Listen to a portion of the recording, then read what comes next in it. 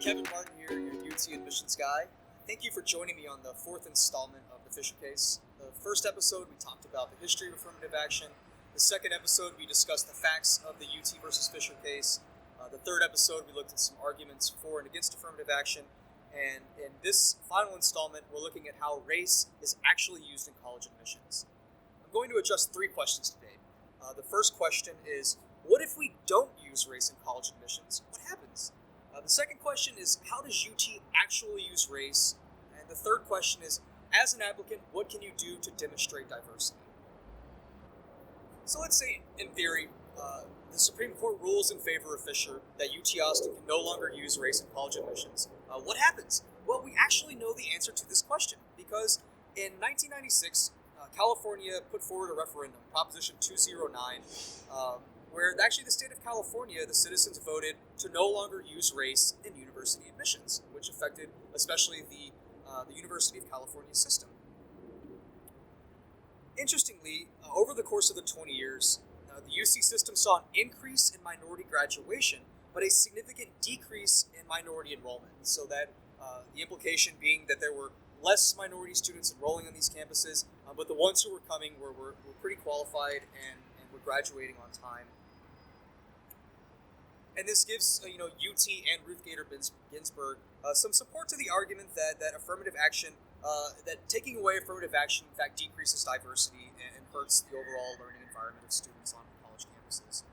So interestingly, one of my favorite articles of all time was written on August 1st, 2013 in the New York Times. The title is Confessions of an Application Reader, Lifting the Veil on the Holistic Review Process at the University of California, Berkeley. So UC Berkeley uses a similar system to UT Austin. There's an academic achievement under this personal achievement index where a student is evaluated on a scale of 1 to 5. And one of these reviewers, her name is Ruth Startman. She's a professor at the University of San Francisco. And she talks about her experiences having to review applications where race and gender were not used. She sort of blows the whistle on the admissions process because even if a referendum or the Supreme Court says that you can't use race in admissions, universities still want to promote diversity. They still want to increase minority enrollment. So the question is, how does a university increase minority enrollment if they can't use race in admissions? And what she said was very curious. She was when she was reviewing the application, she was excluded any biographical context that would hint at the background as a student, as a minority, and she was discouraged from using race, but she was encouraged to look for indirect signs of a student's race or ethnic background. So she was encouraged in the essays to see, okay, is this student new to America? Are they speaking, English as a different language at home? Are they not directly talking about race in their admissions? But she was actually not given any instructions of what to do with this information. She was just instructed, hey, be on the lookout for it, but we're not actually going to tell you how that influences the admissions process. And so it was this very sort of vague, let's nudge you to look for race, but not actually talk about what race actually means. And she goes on to say, I think I got lost in these unspoken directives, and it's sort of an extreme version of Americans' lack of conversations about race, because we're using vague definitions for things like stressors in the home or leadership, and it sort of confirms Ruth Bader Ginsburg's arguments that race is simply a confusion or obfuscation, sort of like how the top 10% law has always been about race and it's never been race neutral. So the second question I'm addressing today is how race is used in college admissions, specifically at UT Austin. I have personal experience with this. My last year at UT, I reviewed about 700 applications. As an admissions reviewer, I'm given one tool. I have to assign a student on a score of 1 to 6, whether I recommend them for admission or not. I can think of those 700 times. There were maybe 4 or 5 times ever where a student's race came into play. For example, I had an African-American applicant who spoke Spanish. He went to a Spanish-speaking church and really went above and beyond to learn a language even outside of the classroom. And if I didn't know that this was an African-American student, I could have reasonably been led to believe that it was a Hispanic applicant who just happened to be speaking Spanish at home. Whatever the case. For instance, I also had a white applicant who, same situation. He lived in a Korean community in the suburbs of Dallas. had a number of Korean friends, went to Korean church, ate at Korean restaurants, and apparently spoke Korean pretty well. He even took a Cambridge exam demonstrating a high level of proficiency in Korean. And if I didn't know that that was a white applicant, then I would have just assumed that he was an Asian if it was in the California system where I'm not allowed to look at race. And this means that diversity means a lot more than just your race, or just your gender, or just your socioeconomics, but it's in fact this full picture. And if as an admissions reviewer I'm denied one tool which allows me to look at race, then again it just sort of confuses race and doesn't actually allow me to look at the full biographical picture by which to review a student. But this creates an actually a very interesting reality because, yes, race is used in admissions. The Supreme Court in 2003 ruled that to be constitutional. But oddly enough, what UT is doing right now is very fascinating because on the one hand, they're arguing in the Fisher case to increase diversity enrollment and diversity on college campuses.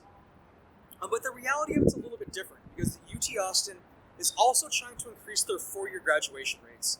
In 2011, UT assembled a task force to see how can we increase our four-year graduation rate up to 70%. And there was a wide variety of recommendations given to the president about reforming curriculum, improving experiences in the classroom, tutoring services, and so on. But one of the implications of this push for four-year graduation rate is UT is looking not just for diverse students, but what they really mean by diverse students is not just students who are Black or Hispanic, but also students who have a higher propensity to graduate in 4 years. And so what UT Austin does now, they started this in 2012, is they tie a student's financial aid package to their ability to graduate in 4 years. So UT no longer uses completely need-based aid. The only need-based aid a student is guaranteed is through a Pell Grant from the federal government. And what's happening now is the state of Texas says, okay, students in the top 7%, they're guaranteed admission. But no student is guaranteed their major.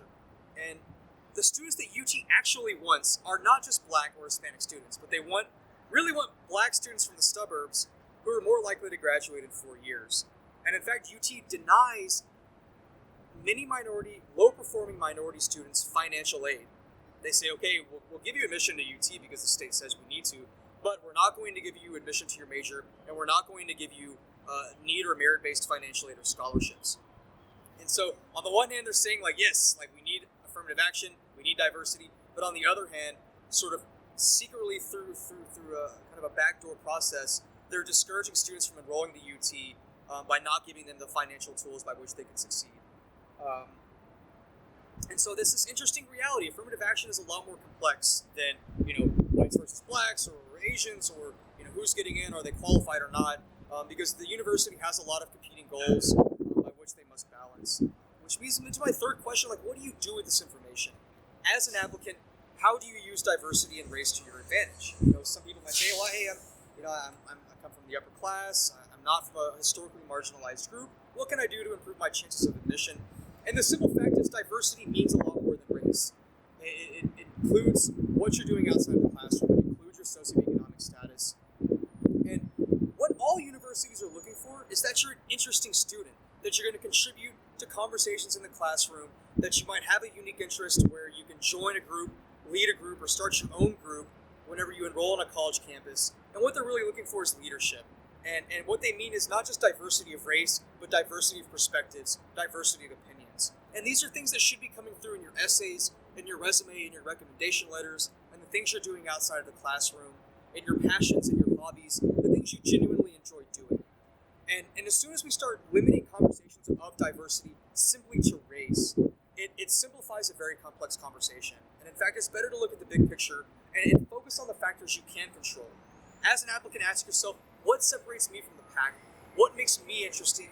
What makes me unique? And how can I put that forward in a positive way in my admissions profile instead of demonizing a state law you can't control and saying, the top 10%, I can't, all those students are taking my spaces. And, it just doesn't do any good. It doesn't help to have what I see unconstructive conversations. And I see that a lot on my Facebook feed. I see a lot of my friends for and against affirmative action. And it's really bad arguments on both sides. And lastly, the thing I'll encourage you to do is research these things on your own. The opinions of Ginsburg and Clarence Thomas, they're available freely for anybody to read. That's in fact what I did to do research for this case. That's what UT Austin did when they were training us on how to handle the Supreme Court decision. And that's what I would do, is empower you as an applicant, as a citizen, in a democracy that has a complicated history with race, is to be better informed of these very complex decisions, because it's not just about admissions, but it also deals with financial aid. It's not just about society, but also you as an applicant and how you kind of fit into this overall picture. So lastly, I want to thank you for joining me on this 4-part installment. I'm discussing some pretty complex issues. And, again, if you like these videos, please subscribe to my channel. I'll be releasing more videos to help you apply to UT Austin and make you a more informed applicant to hopefully find you success in the college admissions process. Thanks, and I hope you have a great day.